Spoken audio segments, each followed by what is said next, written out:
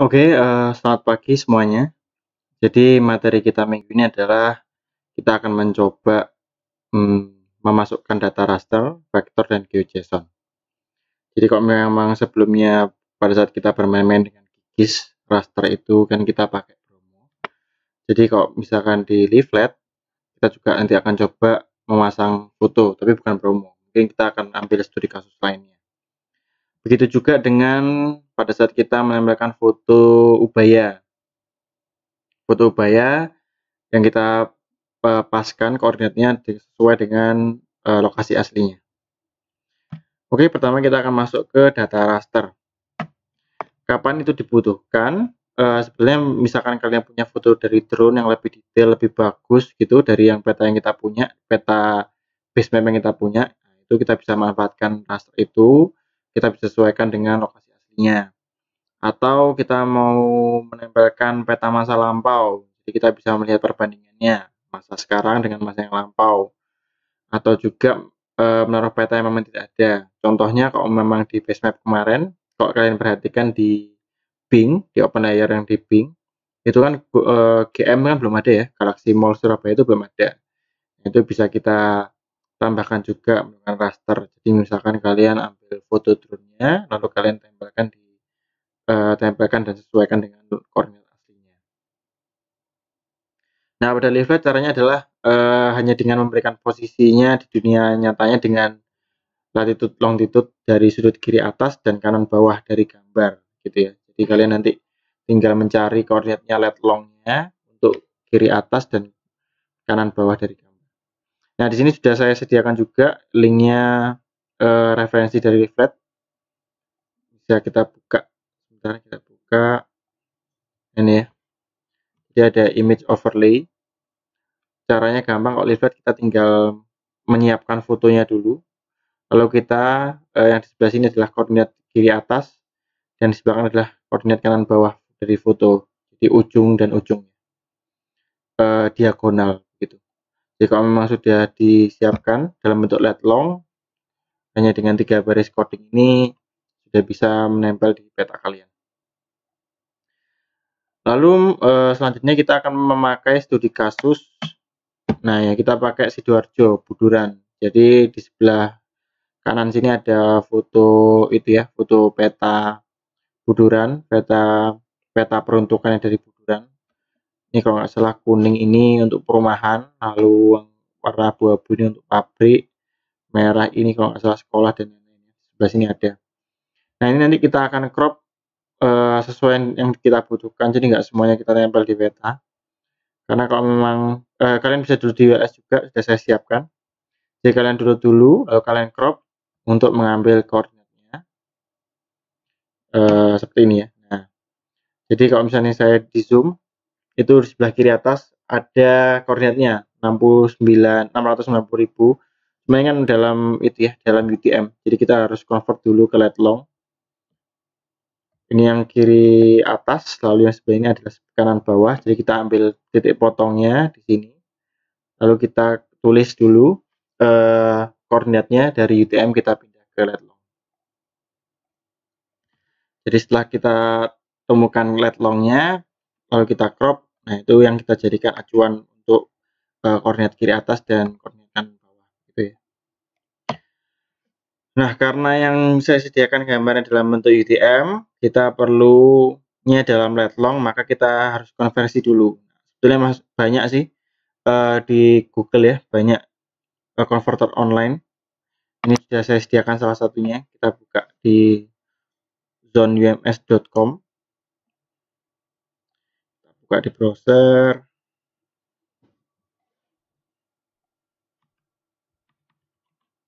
Nah ini ya, kita tinggal pilih aja kita mau mengkonvertnya dari mana. Karena kita dari UTM ke lat long, nah kita bisa pilih yang di sini, UTM lat long. Kalau memang fotonya kalian nggak tahu ya, misalkan saya nggak tahu Pak ini koordinatnya berapa, sama seperti materi yang ubaya kita tempelkan di QGIS itu kita kira-kira, jadi kita kira-kira dulu koordinatnya yang mana. Oke, jadi sebelum kita masuk ke sini, kita crop dulu ya, kita crop dulu fotonya. Untuk nge-crop fotonya bebas ya, pakai aplikasi apa aja bisa. Nah, ini saya coba pakai Photoshop. Jadi seperti yang ada di PPT, saya ambil titik potongnya untuk yang ujung kiri atas dan ujung kanan bawah gitu ya. Jadi kita crop di sini.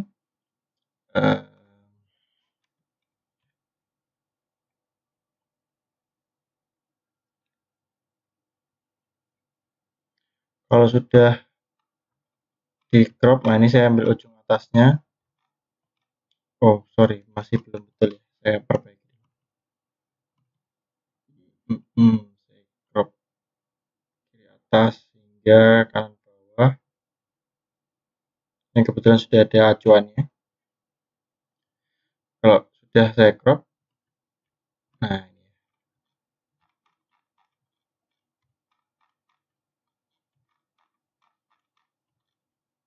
Nah kalau sudah seperti ini, agar lebih sedikit rapi, putih-putihnya sini akan saya hapus juga. Mau pakai tools yang lainnya bebas ya.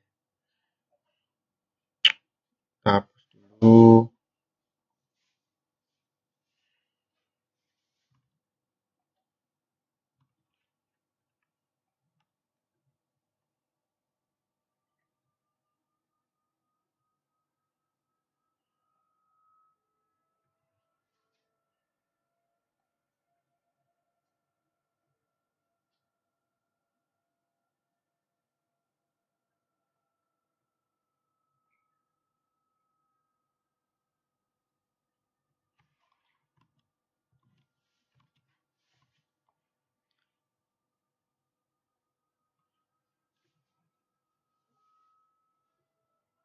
Nah kalau kurang lebih sudah seperti ini, kita save. Kita save-nya menjadi itu ya, menjadi PNG. Dan jangan lupa untuk dijadikan satu folder dengan coding kalian. Saya save dulu di folder yang sama. Kita kasih nama buduran PNG. Buduran.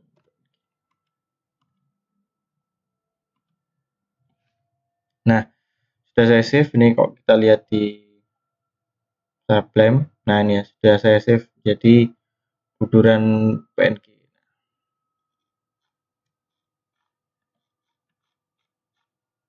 Kurang lebih seperti itu. Nah, kalau sudah kita cut, selanjutnya kita sudah punya itu ya, sudah punya fotonya sesuai dengan yang kita inginkan, ujung kiri atas dan ujung kanan bawahnya. Sekarang kita akan convert untuk UTM-nya. Nah, ini ya. Di browser yang tadi sudah saya buka tadi. Nah, ini ya. Ini sudah kita buka. Sekarang kita setting dulu. Yang pertama, zonanya kita menggunakan zona 49. Jadi kita ganti dulu zonanya 49 S. Jadi short.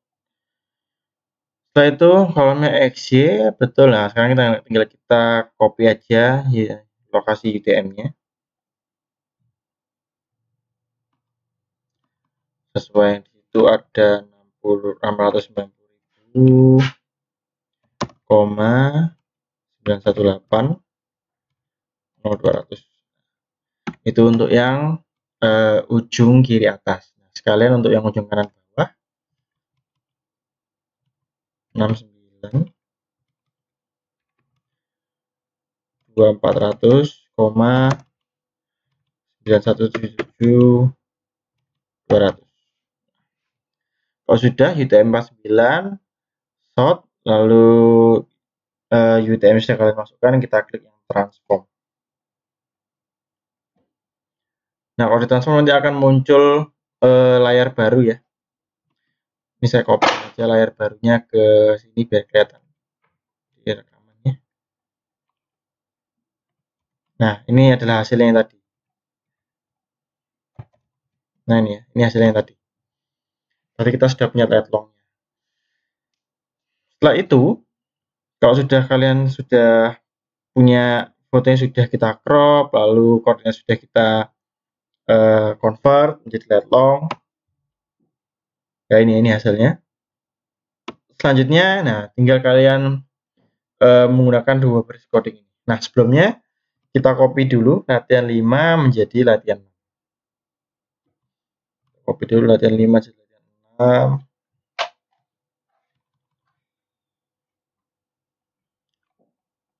Kita copy paste aja. Kita save jadi leaflet 6. Maksudnya leaflet 6. Jadi PPT-nya belum saya ganti. Kita ganti leaflet 6.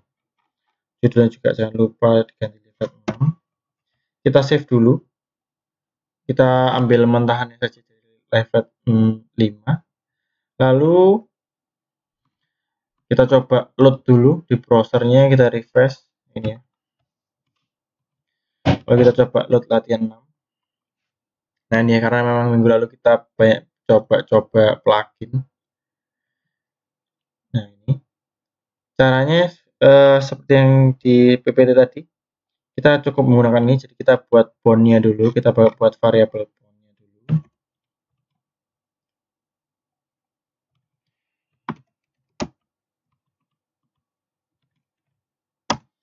Dia bentuknya adalah bisa dibilang itu ya, array menggunakan kurung siku. Nah yang pertama itu adalah koordinat untuk pojok kiri atas, koma pojok kanan bawah, ya, bentuknya diagonal. Karena kita sudah mendapatkan koordinatnya dari UTM tadi, kita copy paste di sini. Nah ini untuk yang pojok kiri atas, lalu ini untuk yang pojok kanan bawah. Kita save. Lalu setelah itu kita sudah siapkan variabel boundnya. Sekarang kita panggil, kita buat variabel image buduran. Kita menggunakan fungsi image overlay. Image overlay, parameter yang pertama adalah fotonya dulu, karena kita sudah menyiapkan dalam satu folder yang sama ini ya, buduran PNG. Berarti kita manggilnya buduran PNG. Misalkan buduran PNG ini ada di dalamnya folder lain, berarti misalkan image gitu ya, berarti ya image / buduran PNG gitu ya. Itu parameter yang pertama. Parameter yang pertama adalah fotonya, lokasi fotonya. Lalu parameter yang kedua adalah boundnya tadi. Jadi untuk pojok kiri atas dan pojok kanan bawahnya, karena sudah saya tampung di variabel bounds, berarti tinggal kita panggil aja. Nah seperti ini, kita sudah punya image overlay-nya. Nah selanjutnya, karena ini leaflet, bisa langsung di .add to map-nya tadi. Terserah mau dijadikan satu baris atau enggak mau dibedakan juga boleh, bebas. Cuman kalau saya jadikan satu aja biar lebih simpel gitu ya. Kalau sudah di save, coba kita lihat di browser, kita refresh latihan 6, leaflet 6. Nah ini ya, buduran itu agak di bawah ya, Sidoarjo itu agak di bawah. Kita lihat di bawah. Nah, ini adalah image yang tadi. Kemudian kita zoom, nah ini lebih jelas. Nah ini gunanya tadi. Jadi ini bebas sih, banyak, nggak harus lewat foto image yang tadi. Misalkan saya bilang di awal, kalau kalian punya foto ubaya dalam view drone lalu mau kalian tempatkan di lokasi aslinya ubaya, boleh aja. Tinggal kalian lihat lokasi koordinatnya. Lalu ini coba kita tambahkan di sebelah sini ya. Jadi kita tambahkan juga di sebelah sini buduran gitu misal. Caranya tinggal, oh ini kan pendidikan ya. Kemarin kita pakai pendidikan nih, kita copy, kita cut, kita taruh di paling bawah. Jadi biarkan untuk pengeneratan kontrolnya di paling bawah aja. Lalu ini kan pendidikan maps, kita ganti aja biar lebih netral. Kita kasih nama layer gitu, atau group layer. Di sini ada universitas, ada SMA, kita tinggal tambahkan lagi, kita kasih nama buduran. Lalu isinya dari buduran adalah image buduran tadi. Nah, Saya mengambil dari variabel ini. Kalau sudah, kita coba save. Kalau kita lihat hasilnya, kita refresh. Nah ini ya, muncul buduran. Bentar, saya coba lihatkan. Nah ini, kalau dipancek sama dicek, bisa hilang. Nah cuma mungkin untuk lebih bagus lagi, misalkan mau kita kasih transparansi biar lebih kelihatan. Ini kan langsung gambar patennya ya. Ini tadi image-nya kurang bersih, saya bersihkan ya, nggak masalah. Kita coba kasih opacity-nya, misalkan kita kasih opacity-nya 0,5 biar peta base map-nya bisa kelihatan. Berarti pada saat image to map sudah, di bawahnya kita tambahkan lagi image buduran dot set opacity. Kita setnya 0,5 gitu coba ya. Kita save. Sudah kita set opacity 0,5. Coba lihat hasilnya. Nah ini ya, jadi bisa lebih terlihat. Kita coba ganti base map jadi satelit. Nah ini ya. Yang kuning-kuning ini rumah, lalu yang abu-abu hitam ini pabrik, lalu yang merah-merah ini kemungkinan adalah sekolah gitu ya, pendidikan. Kalau yang ini kurang tahu, kita coba lihat di petanya tadi. Ungu itu perkantoran, lalu merah itu perdagangan. Nah, ini. Nanti kita coba juga untuk menambahkan food ubay ya. Atau nanti bisa saya jadikan tugas gitu aja. Itu tadi untuk yang raster. Itu kalau misalnya kita lihat di Leaflet.js-nya, kalau kita lihat di plugin, misalkan distance, nah ini Leaflet distance marker, kita lihat demo. Nah ini jadi kayak gini, ada angka-angkanya. Oh bukan, sebenarnya ini bukan setiap sudut, ini kayak jaraknya, markernya. Kita lihat dulu keterangannya. Oh, display marker long per mile. Mungkin nanti bisa disetting entah itu per kilo markernya atau per apa. Kita coba lihat di GitHub. Sama seperti kemarin ya, caranya kalian download JS-nya, kalian import gitu ya. Nah, cara memakainya seperti ini. Mungkin untuk setting emailnya dan lain juga sudah ada settingan. Seperti itu. Lalu selanjutnya kita akan masuk ke ini sudah ya. Kita akan masuk ke GeoJSON. Kita sudah berhasil menambahkan raster, kita sudah berhasil menambahkan vektor. Nah, kita akan masuk ke GeoJSON. Nah, untuk menambahkan GeoJSON kita perlu plugin Leaflet Ajax dulu ya. Nanti kita download dulu di GitHub. Lalu kita akan mencoba menggunakan genangan. Kita kan sebenarnya sudah punya genangan GeoJSON, kita punya Indonesia provinsi, kita punya Indonesia pemilih, pasti ya. Lalu kita juga punya sekolah SMA, ya kan? Cuman SMA kan sudah ada di database, jadi nggak usah kita pakai genangan.geoJSON saja. Nah, pertama kita download dulu Ajax, Leaflet Ajax-nya. Ini pluginnya, suatu plugin. Kita buka dulu Ajax-nya. Nah, ini kita download. Saya download zip-nya. Lalu yang saya ambil cuma ini sih, cuman JS-nya aja.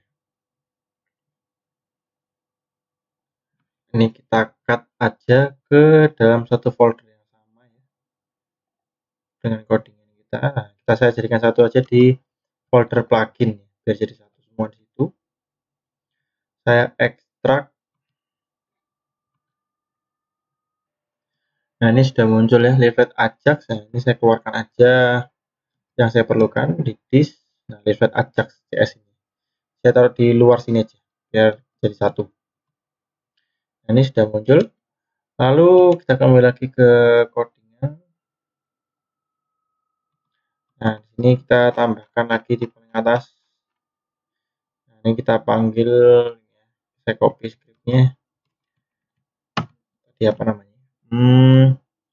Leaflet Ajax. Leaflet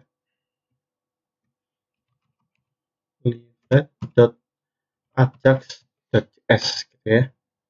Kita lihat dulu di browser apakah sudah terpanggil. Kita refresh, view page source. Nih, leaflet ajax.js. Nah, sudah betul. Oke, kalau sudah betul. Nah, ini sintaksnya ada beberapa ya. Yang pertama ada GeoJSON Ajax-nya, ini URL GeoJSON-nya. Kita mau manggil yang mana, lalu ada onEdgeFeature, yaitu untuk fungsi untuk mengmodifikasi objek-objeknya. Lalu style tentunya untuk memberi warna dan lain-lain, untuk style dari GeoJSON itu sendiri. Nah, cuma sekarang kita fokus dulu tanpa memberikan fungsi style dan tanpa mengambil objek-objeknya. Jadi tinggal menambahkan GeoJSON-nya aja. Caranya, nah ini ya, tampilan seperti ini nanti. Kita tambahkan variabel genangan dulu ya. Tambahkan variabel genangan. Di paling bawah, di atasnya group layer. Saya buat variabel genangan. Lalu dia menggunakan l.geojson.ajax. Oh ya, jangan lupa J-nya besar. Case sensitif. GeoJSON G-nya besar. Lalu kita menggunakan satu parameter dulu aja, yaitu untuk file GeoJSON-nya. Nah, file GeoJSON-nya nanti bisa kalian lihat di ULS, atau kalau misalnya kalian ada materi yang lalu sudah ada, saya jadikan satu folder yang sama, ini ada genangan.geojson. Kalian perhatikan di sini ada genangan.geojson. Berarti karena sudah ada dalam satu folder, tinggal saya panggil aja genangan.geojson. Kalau sudah seperti ini, jangan lupa di add to map. Nah, seperti ini ya. Kalau sudah, kita coba cek di browser, refresh. Nah, ini ya sudah muncul. Saya matikan dulu. Nah, sudah muncul untuk genangannya. Nah, mungkin untuk biar tampil di sidebar sini, kita tambahkan dulu di group layer-nya. Jadi ada image buduran, lalu ada jalan-jalan juga saya kasih aja ya. Ada polyline, ya, jalan gitu ya. Polyline, wilayah, ada polygon, lalu ada tenggilis, jalan tenggilis, lalu terakhir ada genangan.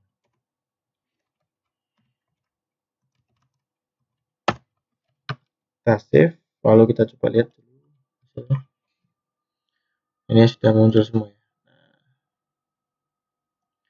Ini untuk genangannya. Selanjutnya, kita akan coba menambahkan stylenya.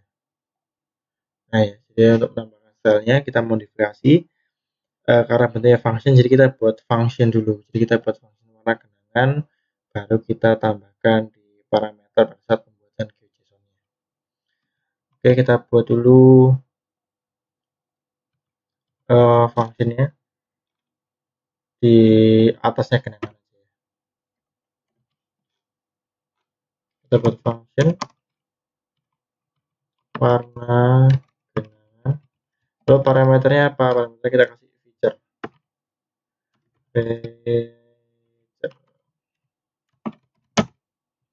Nanti feature akan berguna juga di onEdgeFeature ya. Jadi kita biar bisa baca field-field yang ada di GeoJSON. Langsung aja kita kasih return. Yang pertama kita kasih width.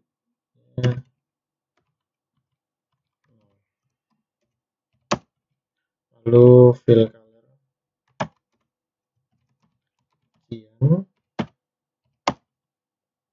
Lalu fill opacity-nya kita kasih 0,7. Kita save. Nah, gini ya. Lalu kalau sudah di pada saat pembuatan GeoJSON-nya kita tambahkan lagi style warna genangan. Warna genangan ini adalah function. Kita save, kita coba dulu. Ini warnanya cian tadi. Misalkan kita kasih warna apa ya? Kita kasih blue. Kita kasih blue.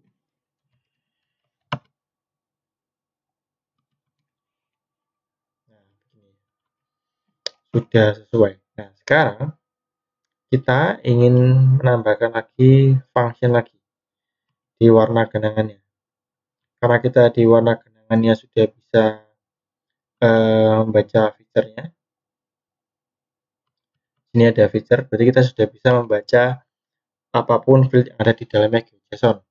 Nah, ini kita coba cara mainnya adalah feature.properties, ini adalah paten gitu ya. Saya langsung di coding aja. If feature.properties, nah ini sudah paten. Lalu dot yang terakhir adalah nama yang ada di GeoJSON. Ini saya bukakan untuk yang genangan.GeoJSON. Nah, ini ada layer. Kita ingin kalau misalnya dia ada 30-50 cm, kita beri warna yang berbeda gitu. Misalnya yang kita return adalah, kalau misalkan dia 30, anggaplah lebih dalam ya, warna merah. Jika tidak, warna cian lagi. Gini ya. Jadi layer ini adalah nama field yang ada di genangan. Misalkan kita mau menggunakan field yang sumber, ya berarti nanti di sini tulisannya sumber. Lalu nanti misalkan di akhir kelas ada latihan Bank Indonesia Provinsi, misalkan nama fieldnya ada pemilih, berarti ya sesuai pemilih, pemilih 01 gitu ya. Hari ini sesuaikan dengan yang ada di GeoJSON gitu ya. Oke, kita kembali ke sini. Jadi kita kasih ini ya, feature properties ini sudah paten.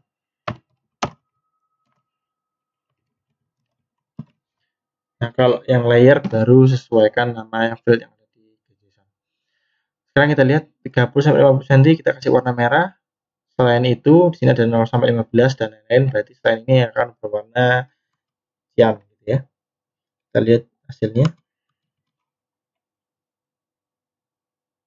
Kita matikan dulu semuanya. Nah, ini ya, yang warna merah berarti bukan 30-50 cm. Hasilnya seperti ini. Oke, lalu selanjutnya. Nah, ini hasilnya tadi ya. Selanjutnya, nah, kita juga bisa memberikan suatu fitur pada objek GeoJSON, misalkan kita mau kasih pop-up dan lain-lain gitu ya. Nanti kita kasih tambahan nanti on each feature, sama itu kita harus membuat fungsinya dulu. Lalu kalau sudah buat fungsinya baru kita tambahkan di on each feature-nya tadi. Kita buat function dulu aja di sini, function pop-up genangan. Yang ditangkap adalah feature sama layer. Jadi feature itu untuk baca yang ada di dalam GeoJSON, layer untuk mengkontrol layer ini mau diapakan. Ini jadi misalkan saya inginnya kalau misalnya diklik, layernya akan membuat pop-up dan pop-up. Yang pertama tulisannya kedalaman air sama dengan, nah, dia membaca lagi feature.properties layer. Ya, jadi harusnya nanti yang keluar kalau misalkan warna merah diklik, kedalaman air sama dengan 30-50 cm. Kalau yang warna cian yang diklik, berarti tulisannya kedalaman air sama dengan sesuai yang ada di sini 0,15 ataupun yang lainnya kalau ada yang lainnya gitu ya.